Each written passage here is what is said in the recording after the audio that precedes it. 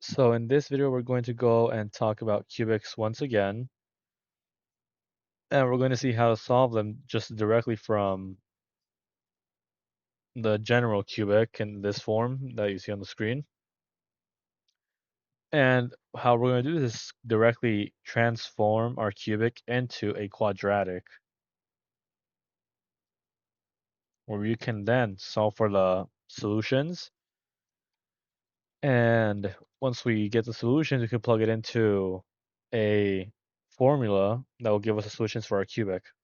And this is known as Lagrange's method or Lagrange's resolvent, since the substitution we're going to be making is pretty straightforward. So we're just basically plugging in what is A, B, C. We're just basically going to be plugging that stuff in.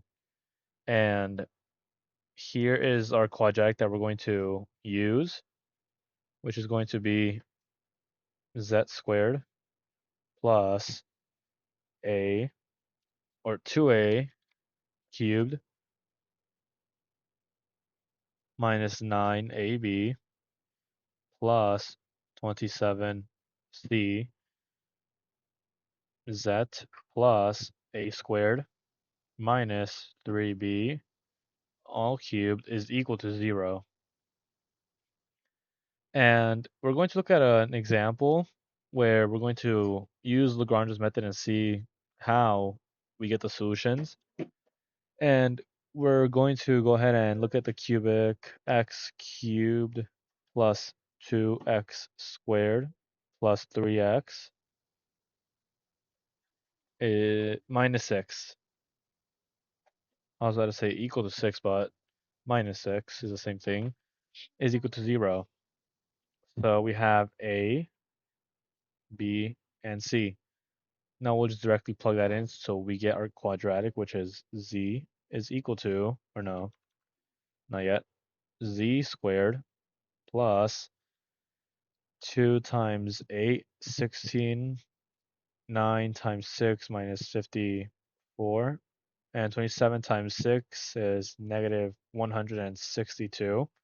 So we get 16 minus 216, which gives us negative 200. So we get negative 200z.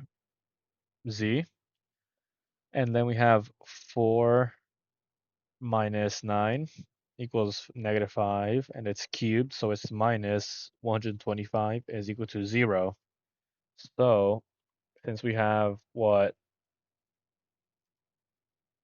our quadratic is now given from our cubic, we basically can go ahead and solve our quadratic directly, where we will use the quadratic formula. So we have z is equal to 200 plus or minus the square root of 40,000 plus 500 all over 2, which is the same thing as 100 plus the square root of 45,000, or 40,500 over 4, which is the same thing as z equals 100 plus or minus the square root of 10,125.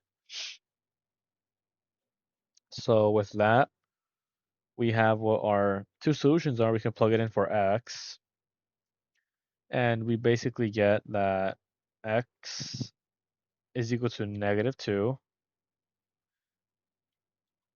Well, first let's just write down what the solution is going to be for our cubic, since I forgot to write that down earlier.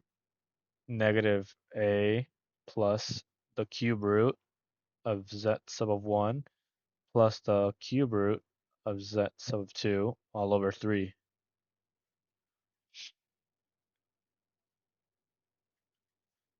And what we will do now is go ahead and plug in z1 comma 2 into our formula here. So we have z is equal to negative 2 plus the cube root of 100 plus the square root of 10,125. Let me just write that clearer. plus the cube root of 100 minus the square root of 10,125 all over 3.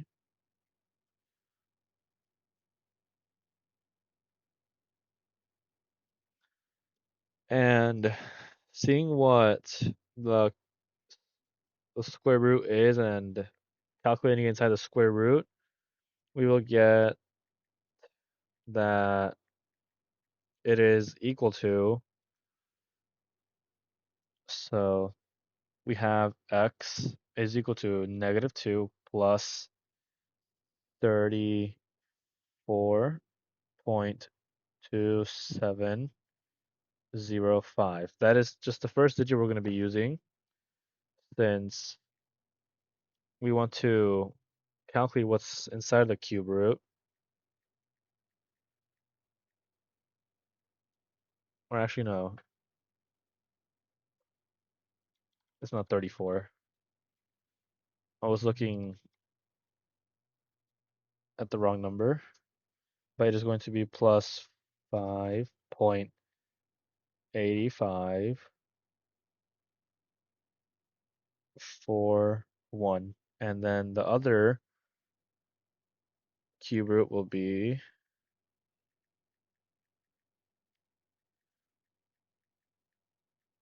minus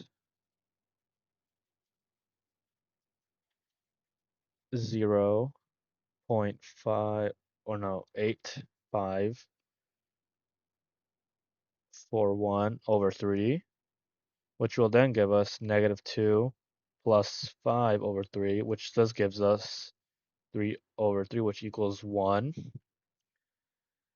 And with that, we basically have a solution to our cubic, so let's verify it. X is equal to 1, so we have 1 cubed plus 2 times 1 squared plus 3 times 1 minus 6. 1 cubed is 1, 2 times 1 is just 2, and then 3 times 1 is 3, which equals 6, and 6 minus 6 is equal to 0. And we can go ahead and just factor this out by using synthetic division, but I will go ahead and discuss synthetic division more thoroughly in a different video. And this is just how to solve cubics using Lagrange's method, since it is quick and simple, since all you're doing is just plugging in A, B, and C, and then getting a quadratic and then solving for it using the quadratic formula, and then plugging the solutions into this cubic solution formula, which will give us the solutions to our, only give us one solution to our cubic.